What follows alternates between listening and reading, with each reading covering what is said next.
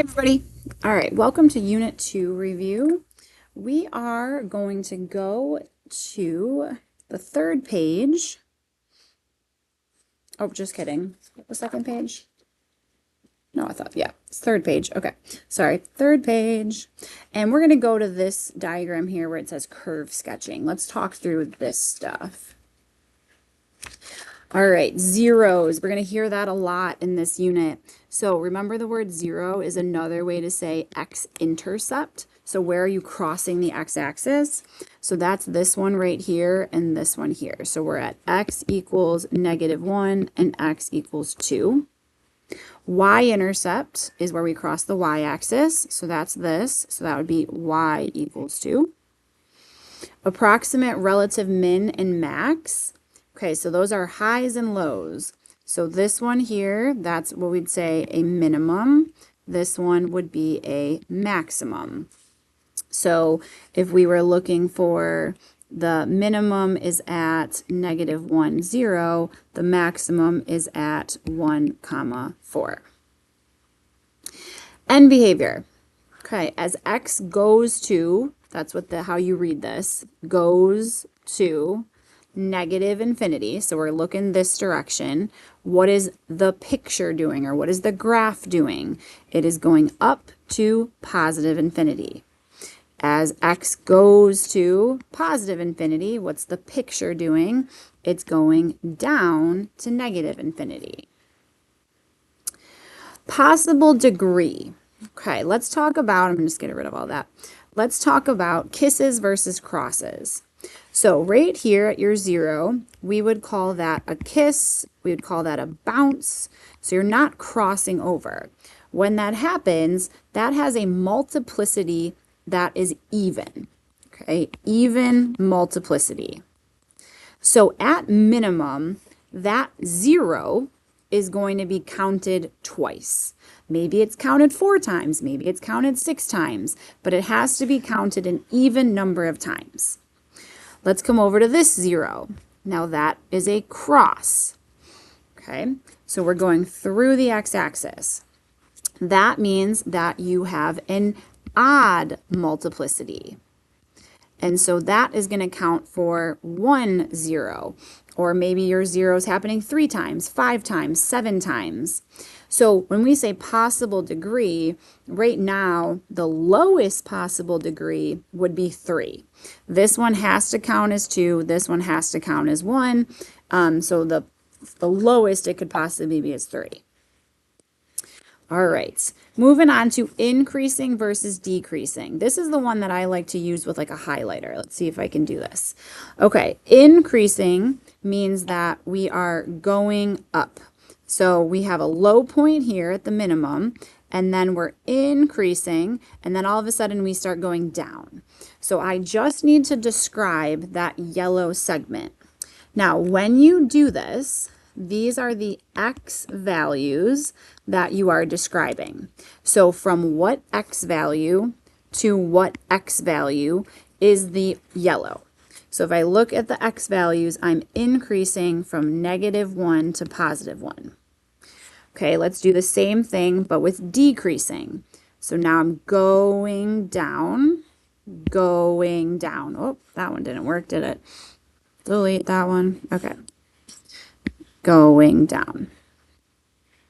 Again, x values. So it's essentially x value to x value, x value to x value. And these ones would really have arrows because these are going forever.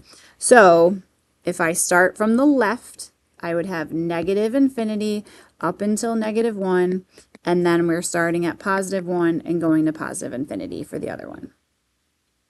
All right, so increase, decrease, think of a highlighter. All right, the next ones are positive, negative. For these ones, you want to essentially ignore half of the graph. So if you're positive, we are literally going to ignore everything below the x-axis. You are just trying to describe, again, the x values where you are above the x-axis. So we are going to have to skip over this little guy because that's a 0. So we're going to say -infinity until we get to -1. and then we'll pick up again after -1 and go all the way until this point right there, which is the 2. Okay, so that's everything above the x-axis. Okay, if we want negative, ignore everything up here. Okay, put your hand there so you don't even see it. What are the x values? Well, start here and then you go forever. So that would be 2 to positive infinity. Okay, we are going to move on to the last page and to this other question that talks about curve sketching. So eventually here we're going to do a quick little sketch of f of x. Yikes, that's a scary line. Try to make that a little better. Okay. All right, what are the functions zeros? So again, that's x-intercepts. That is when y is 0. So we're going to take our function and we're going to set it equal to 0. So an x-intercept is when y is 0. Looks like you have some factoring, so let's take out a GCF. Looks like we could continue factoring. So just this basic trinomial here. Looks like a +3 and a -1. And then it is an equation, so we're going to do our little t-chart. And so if I'll just continue here, just out of space, but that's okay. So right here we get x equals 0, but because of the multiplicity here of 2, you're going to get that 0 2 times. It's going to count twice. All right, next one, x equals -3. That has a multiplicity of 1. And then x equals 1 has a multiplicity also of 1. So if you add your multiplicities together, it should equal the degree. So if you look at your multiplicities right here, I'm getting a 4, which is matching with your degree. So I'm like, okay, that checks out. Now the question I skipped over, sorry, this one here says B, what's the y-intercept? Now y-intercept is just the opposite of x-intercept. So this time x becomes the 0. So if we come up to our function and we plug in a 0 for all of these x's, it's going to get wiped out. Looks like y is going to be 0. Okay, before we go to sketch, let's talk about end behavior. So we have a degree 4, which is even. So for end behavior, your options are either both up or both down. Because it is a positive function, we're going up.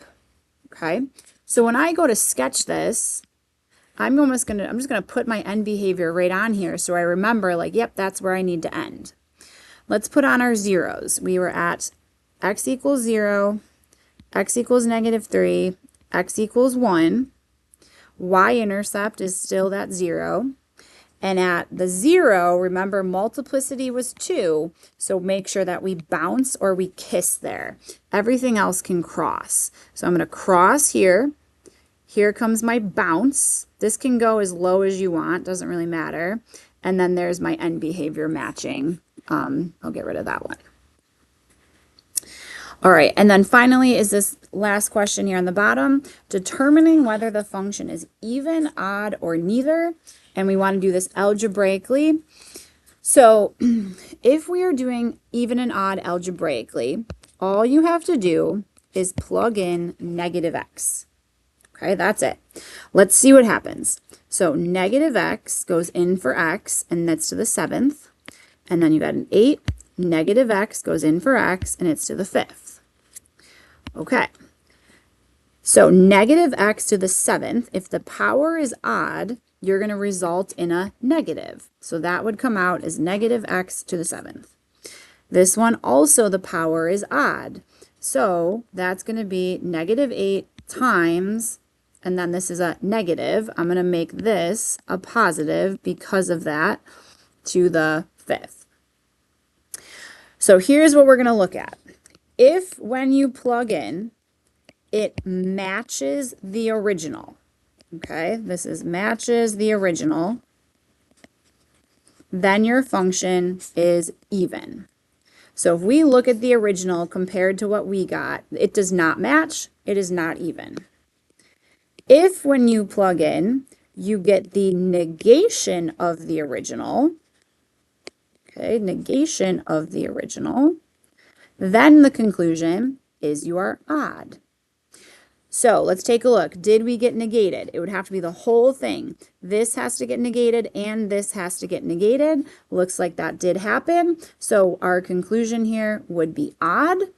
If we were to check graphically, what would be happening is you would see symmetry about the origin, which looks like a rotation centered at the origin 180 degrees. So it looks like a rotation of 180. All right, that's it for today, guys.